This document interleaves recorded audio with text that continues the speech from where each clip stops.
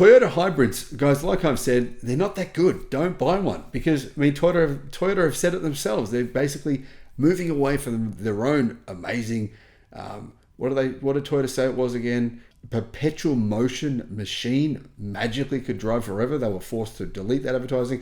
Now they're going to use BYD's hybrid technology because Toyota's is so good. Let's use BYD's. No, that's true, guys. Anyway, Toyota now, they were taken to court by hybrid owners.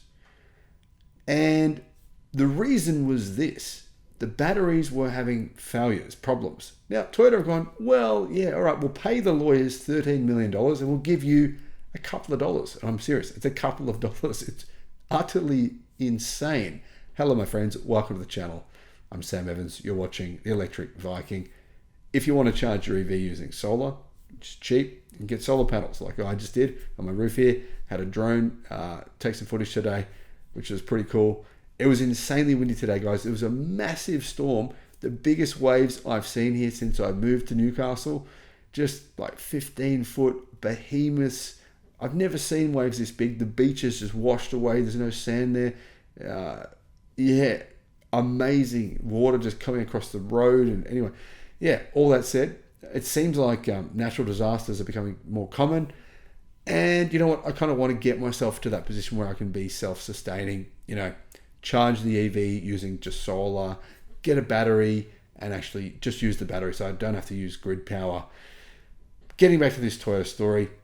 Before I do though, if you want to know which solar company I use, they're called Resync Solar. I'll put a link in the description below. And they did offer me like a credit for people who go and get their system. I said no to that. They said they'll pass on any savings to you guys. So getting back to this story, Toyota offers $75 to RAV4 owners with battery faults. Lawyers get more than $13 million. Plaintiffs who filed the class action will receive a total of a few $1,000s, but each individual one will get $700.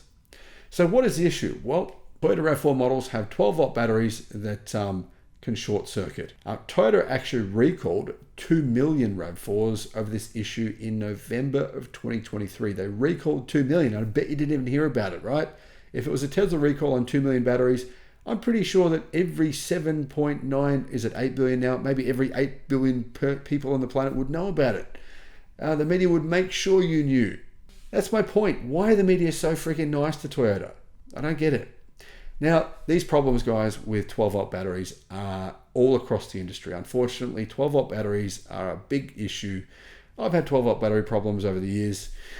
But in modern times now, because cars are drawing so much power, even when the car's not on for their new infotainment systems and their computers and whatever, 12-volt batteries are just dying. So when you buy a new EV or not an EV, what is your 12-volt battery? So here's the thing, guys. People are going and saying, they're comparing, say, for example, a Tesla Model Y to a RAV4. And they're like, oh yeah, this and this. But one of the things that they don't ever compare, I've never seen this compared by a single motoring journalist on the face of the earth. Not once. If you can find evidence of this, I'll give you $100. Seriously, contact me. I'll give you $100. I mean that. I totally honestly mean this. They never say, what's the 12-volt battery in your Toyota? What's the 12-volt battery in your Tesla? What's the 12-volt battery in your Toyota? Tell me in the comment section below. I'm sure most of you guys know. Many people don't, but I can tell you now, it's a piece of shit. It's old school. It's a lead acid battery. Anyway, moving on. Certain Toyota RAV4 owners in the US get a $75 reimbursement after Toyota was taken to court and forced to give them this because they can catch fire. Those 2 million vehicles that were recalled, that's why they were recalled. They can catch fire. I'm going to make this point again, my friends. Yes, fires happen, but they're much less likely to happen in an EV than they are in a hybrid or a plug-in hybrid. That is statistically true. Doesn't matter if you want to say EVs are newer in general, all these crap people bring up. It is a fact. Now, lawyers are getting $13.3 million for this case, but individual owners of cars get $750. The world's a weird place, isn't it? Anyway, the first lawsuit was filed against Toyota in March of 2021. Toyota had, 3 years to come to a settlement, but instead they were able to scam their way into giving people $750 for all this drama. I don't know how this could be the case. Anyway, What's the fault here? Apparently, basically the clamps can short circuit, they can get loose and short circuit and cause a fire. So, plaintiff Juliet Murphy says she replaced her RAV4's battery after seeing corrosion around the 12-volt battery and the terminals. Various other lawsuits have been filed. Some of them were consolidated into this settlement. Toyota acknowledged this issue in November 2023, 2.5 years after it was reported, and then it recalled 1.9 million RAV4s. It replaced the battery hold-down clamps, battery trays, and positive terminal covers. It offered to reimburse owners who paid out of pocket to fix the fault. Not everyone will be eligible for this reimbursement though.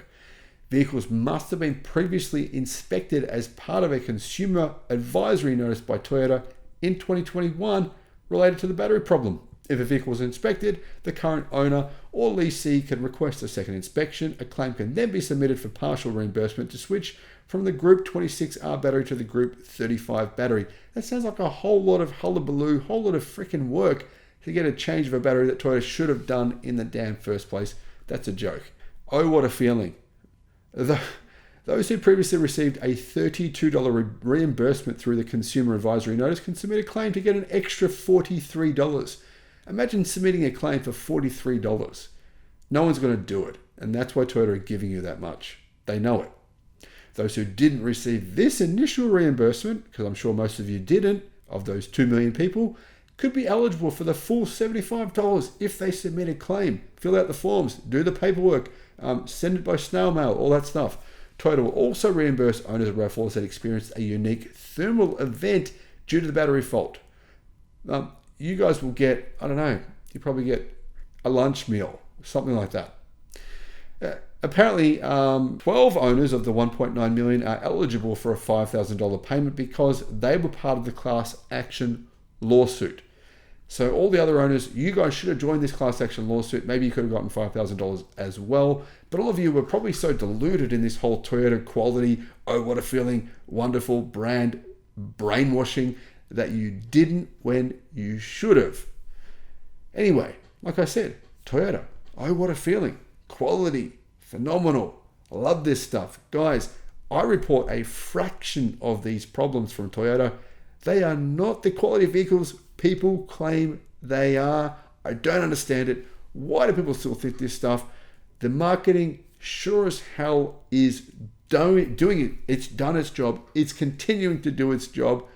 It's not true. Tell your friends, tell your family, tell your cousins, tell your neighbors, tell whoever will listen. Thanks for watching.